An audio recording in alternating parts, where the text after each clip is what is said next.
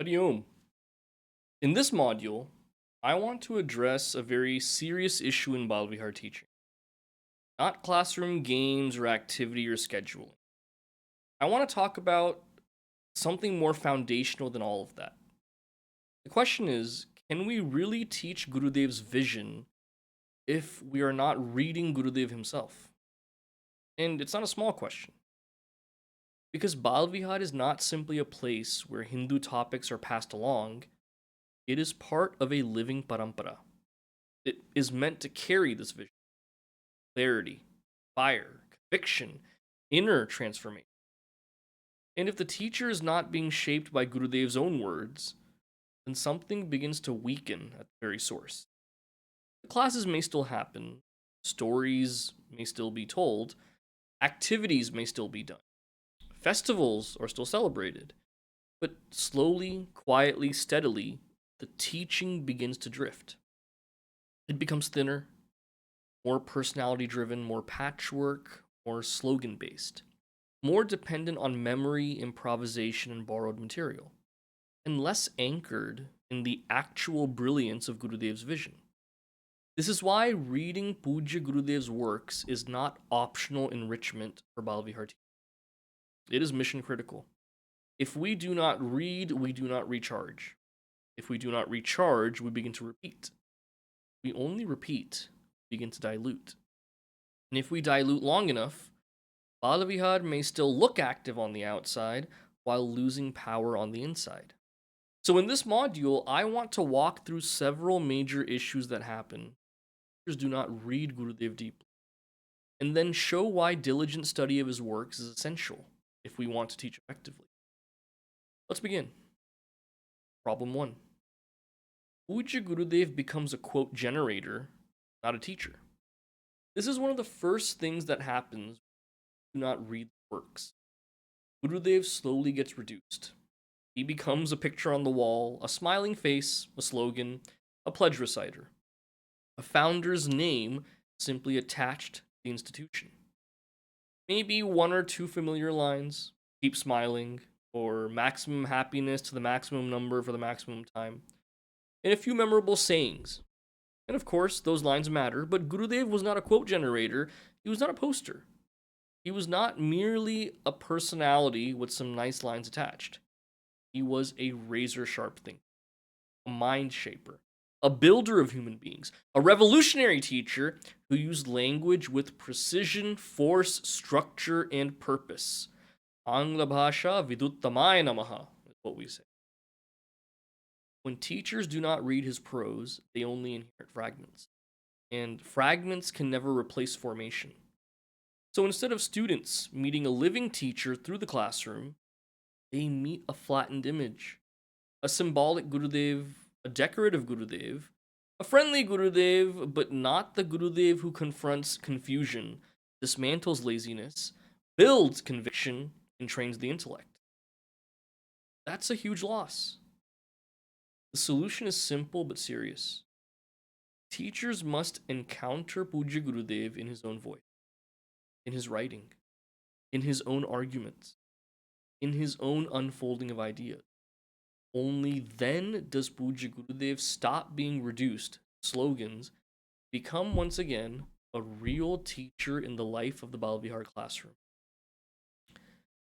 Problem 2. Teachers cannot structure Gurudev's worldview because they do not see how his ideas connect. Without reading Gurudev's works, teachers often teach Vedanta in scattered ways. One topic here, one inspiring point there, one quote this week, one value next week, one story after that. The result is that students receive teachings as disconnected pieces. But Gurudev did not write in disconnected pieces. His books very often carry a progression, a structure, a pedagogical arc, a way of leading the mind from one question to the next. Take a work like Kindle Life. There is movement. What am I? Why do I live the way I live? What is my purpose? How do I work? How do I discipline the mind? How do I live Vedanta? This is not random inspiration. It is a systematic science of living. And if teachers do not read enough to see these connections, they cannot pass on the worldview in an organized way. Then Vedanta starts sounding topic based, personality inspired, or loosely motivational, instead of intellectually and spiritually integrated the way it should be. The solution is that teachers must read enough to see patterns, enough to see sequences, enough to see how one idea leads to another, enough to see that Gurudev was not just commenting on life, he was training the mind to think coherently about it. Now, once teachers begin to see the architecture of his teaching, their own teaching becomes more structured, more connected, more faithful to the actual parampara, and in turn, naturally, more powerful for students. Problem 3: teachers cannot articulate the big idea of Pujya Gurudev's message. Very important issue. Many teachers can speak about Gurudev respectfully. They can tell a few stories, they can talk about his work, they can explain some cultural background. They cannot always articulate the central thrust of his message. What was he really trying to do to the human being? What was the great call in his teaching? What was the urgency? Without reading works like We Must, my favorite book, teachers may pass on pleasant things, not powerful things. Then students hear cultural facts, nice stories, festival details, general moral reminders, but they do not hear the core challenge: the call to self perfection, the insistence on duty, demand for inner growth, the link between improving oneself and improving society. That powerful center can easily get lost, and when it gets lost, lessons begin to sound gentle but directionless, pleasant but not urgent, good but not awakening. The solution is that teachers must read Gurudev until they can summarize his message in strong, living language. For example, we must make ourselves better in order to make society better. We must grow in discipline, clarity, and selflessness so that our life becomes useful. We must not merely admire ideals, but embody them. That's not just nice messaging. That is a call to transformation. And Balvihar teachers need that call alive in themselves. Otherwise, we teach around Gurudev without transmitting Gurudev's actual force.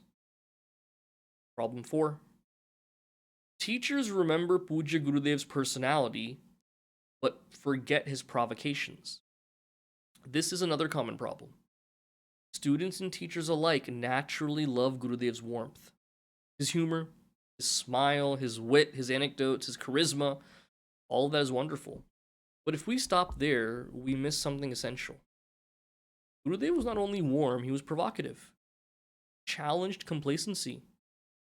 He attacked mediocrity. He demanded effort. He called out laziness. He refused lukewarm spirituality. He did not merely comfort people, he woke them up. Books like Art of Man Making are not meant to leave youth smiling comfortably. They are meant to ignite fire, to awaken strength, to challenge passivity, to demand that knowledge become character. But if teachers do not read these works, then Gurudev's fire disappears behind nostalgia. Only the affectionate part remains. Demanding part fades. That weakens the classroom. Because students do not only need a teacher who smiles at them, they also need a teacher who awakens them. The solution is that teachers must read the parts of Gurudev that challenge, provoke, and stir. We need to hear again and again: get up, fight your laziness, stop settling for mediocrity, live what you know, do not waste your life in drift. When teachers are being inwardly challenged by Pujya Gurudev, their teaching naturally carries more fire. And Balvihar needs that fire.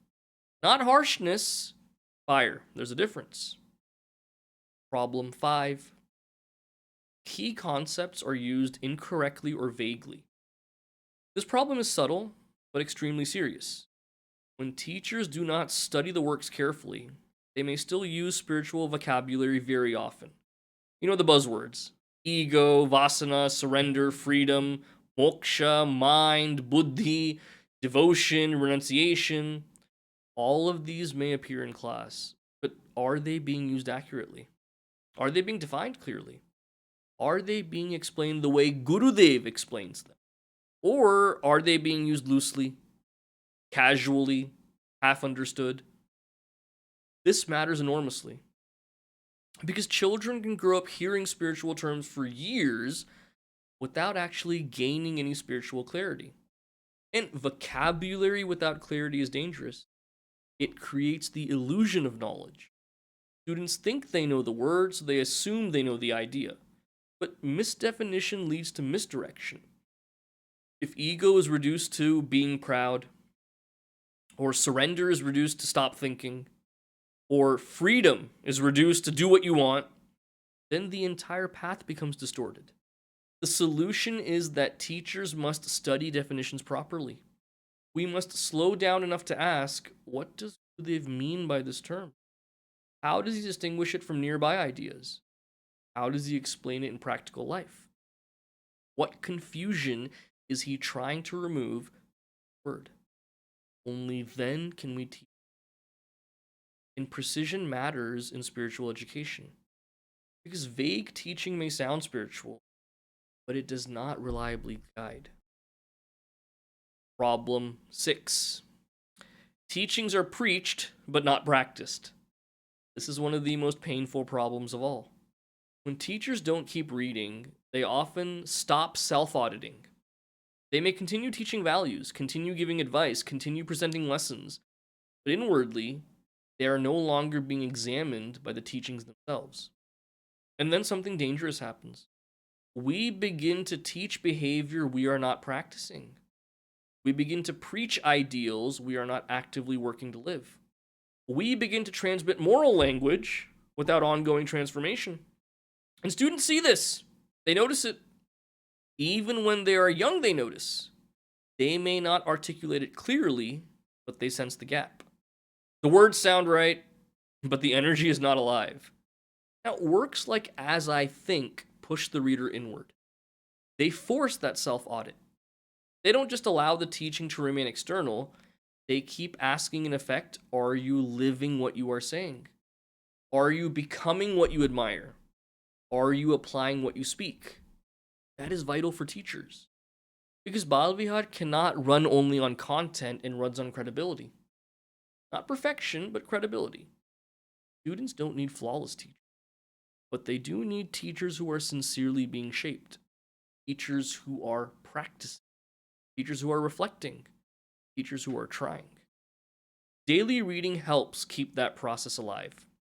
Without it, Pujya Gurudev's words can become mere moral decoration.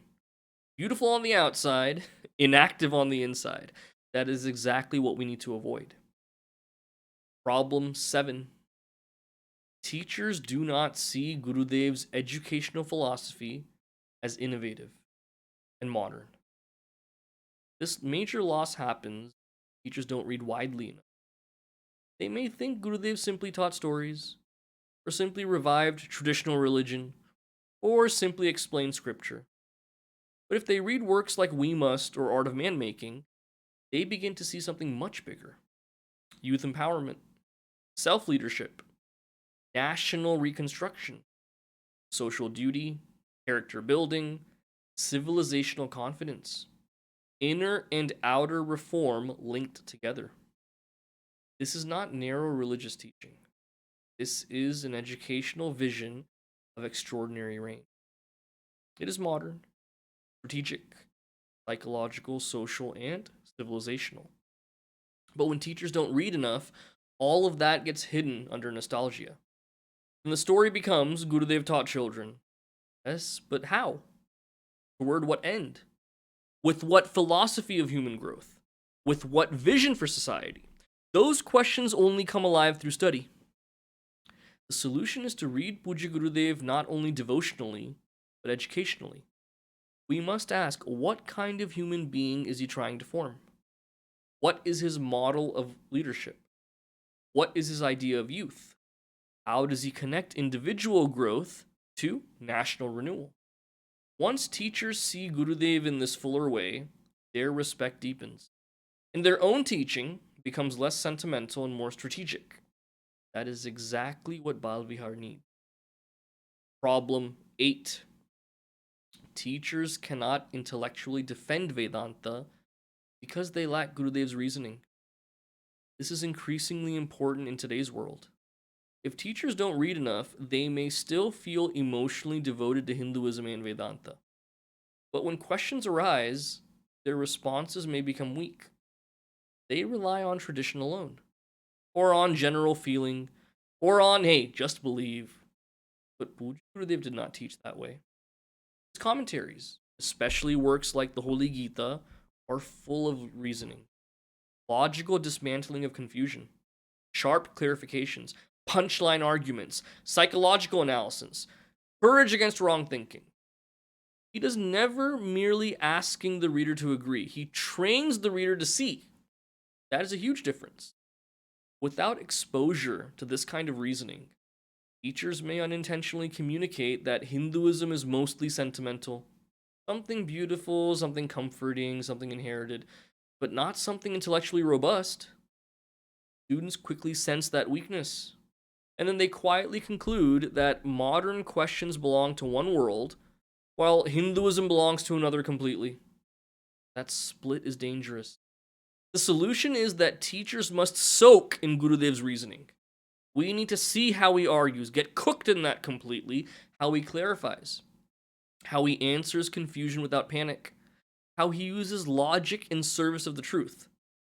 That gives the teacher steadiness. And a steady teacher gives enormous confidence to students. Then Vedanta is no longer vague sounding or just some kind of abstract inspiration. It sounds like knowledge.